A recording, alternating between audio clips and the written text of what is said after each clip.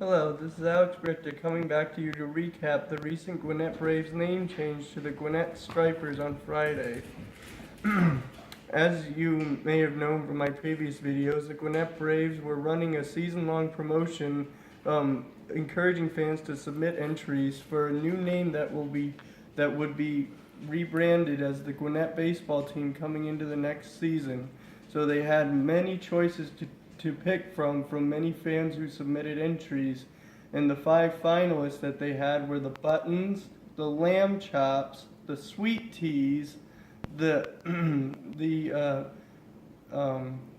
Hush Puppies, the Big Mouths, and the Gobblers, which were all met with resounding negative reaction by much of the fan base of the local area.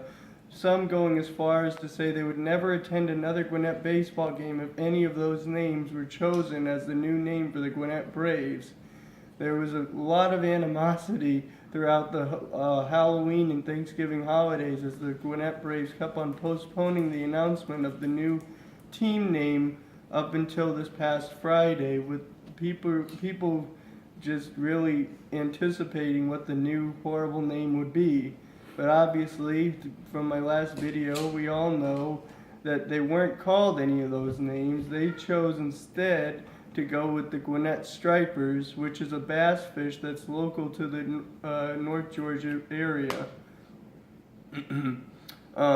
Prior to the naming, they had several videos being released saying what inspired them to be called Gwinnett Stripers and who impacted their decision. One notable person who had a great amount of influence was Atlanta Braves Hall of Famer and local great Phil Niekro, who said he thought that the name of the Stripers would strike fear into opponents and would bring a great sense of intimidating and toughness and a tough attitude to the team as a whole whenever they went up to face their opponents in both away and at home games. The new uniform and hat designs feature primarily a green fish that usually has an angry look on its face and a wide open mouth, chomping at or jumping at a baseball lure or some variation of that, like showing how hungry it is to attack the baseball, much like hitters try to do every time they come up to bat.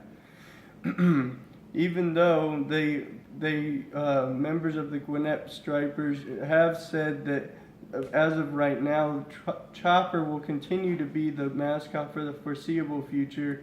Obviously, there will be a change coming to meet the new team name with an equally interesting mascot. I just hope that the Gwinnett Stripers mascot name will not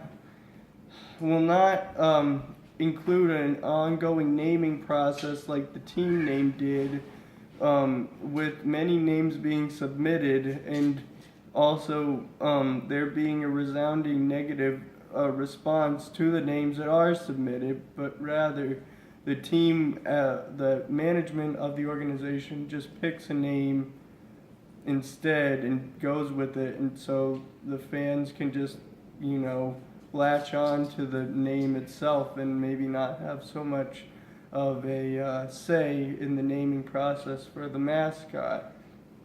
Now, I'd like to say a little bit more about the striper itself. Like I just mentioned, they are a species of fish that is local to the North Georgia region, and they are also quite intimidating to both prey and fishermen alike because they have been known to reach over 50 pounds in weight and also got up to as long as almost 8 feet long in width or in length. And they are known for their aggressive behavior and their willingness to fight anything for their survival. And they're not concerned with eating anything that's smaller than them. They don't care if something's smaller than them. They're just gonna eat it no matter what. So they're known as one of the top predators in the local marine ecosystems around here. So this has been Alex Brichta giving you the final recap for the new Gwinnett Stripers baseball team, and hopefully they'll have a great inaugural season as the new team. Thank you and goodbye.